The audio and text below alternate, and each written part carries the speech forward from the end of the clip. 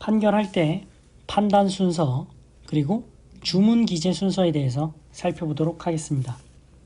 중요한 건 일죄 1주문주의라는 것입니다.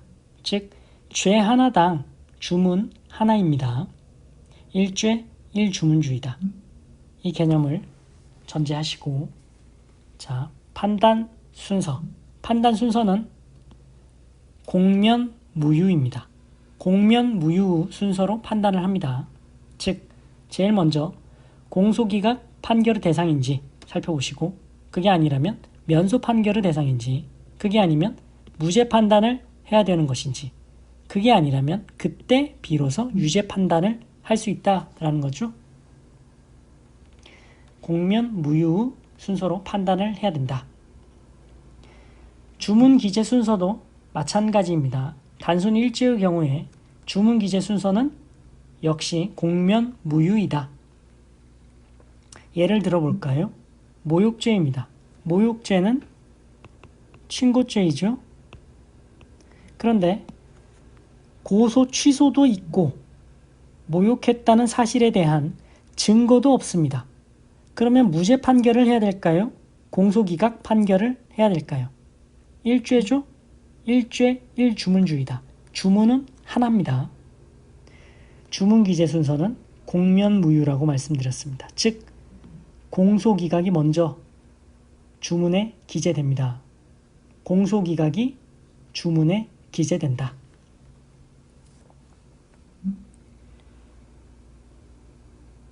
축소사실의 인정의 경우에도 마찬가지입니다. 주문기재 순서는 공면무유이다. 예를 볼까요? 공동폭행으로 기소가 되었다. 그런데 심리를 해보니 단순 폭행이더라. 그러면 공동폭행에 대해서는 무죄이죠. 단순 폭행은 반의사불벌죄입니다. 처벌 불원 의사표시가 있다라면 공소기각 판결을 해야겠죠. 일죄 1주문주의입니다. 그러면 무죄를 주문에 써야 될까요? 공소기각을 주문에 써야 될까요? 공면무유 순서로 주문을 기재한다라고 말씀드렸습니다. 공소기각 판결을 주문에 쓰고요. 공동폭행 무죄에 대해서는 이유 부분에 씁니다. 자, 아래 것도 마찬가지입니다. 교특법 3조 2항 단서에 해당하는 범죄로 기소를 했는데 알고 보니 단서에 해당되지 않았어요. 교특법 3조 2항 본문에 해당하는 경우였던 거죠. 그럼 이 단서에 대해서는 무죄이죠. 그런데 이 본문의 경우에 해당된다라면 반의사불벌죄입니다. 종합보험에 가입했다라거나 처벌불원 의사표시가 있다. 공소기각 판결의 대상이 있죠. 그런데 그러면 무죄를 주문에 기재할까요? 공소기각을 주문에 기재할까요? 일죄 1주문주의입니다. 그리고 주문기재의 순서는 공면무유이다. 공소기각 판결을 주문에 기재하고요. 단서 부분에 대한 무죄는 이유 부분에 기재를 합니다. 자, 잘 정리를 해 두십시오. 다음 페이지. 포괄일죄, 과형상일죄, 즉 상상적 경합이 되겠죠. 이 경우도 중요합니다. 자, 그런데 왜 중요하느냐? 주문 기재 순서가 다릅니다. 공면무유가 아니고 유무면공의 순서로 주문을 기재합니다. 포괄일죄, 상상적 경합, 즉 과형상일죄의 경우에는 유무면공의 순서로 주문을 기재한다. 자, 사기행위 1, 사기행위 2, 사기행위 3, 사기행위 4가 있는데 검사는 모두 묶어서 상습 사기죄로 기소를 했습니다.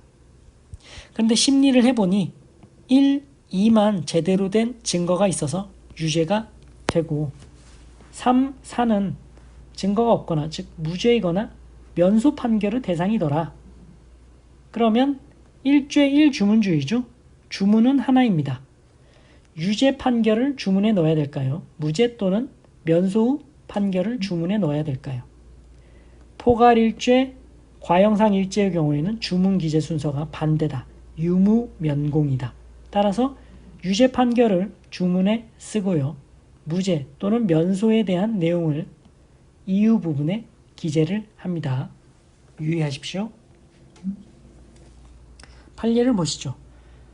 손괴 후 미조치 부분은 일반 사면으로 면소 판결의 대상이 되나 이와 상상적 경합 즉 과형상 일주의 관계에 있는 특가법 위반 도주 촬영 후 공소 사실에 대해 원심이 주문 무죄를 선고하였는 바 이에 대해서는 따로 주문에서 면소 선고를 하지 않는다라는 거죠. 자, 잘 정리를 해 두십시오. 실체적 경합은 간단합니다. 원칙적으로 판단을 하면 돼요. 주문 기재 순서는 공면 무효이고요. 손괴죄와 폭행죄가 실체적 경합 관계이다.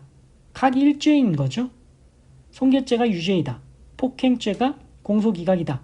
그러면 각 손괴죄, 유죄, 주문에 기재를 하면 되는 거고요. 폭행죄, 공소기각, 주문에 기재를 하게 되는 겁니다. 일죄, 일주문주의인 거고 주문 기재의 순서는 공면 무효이다.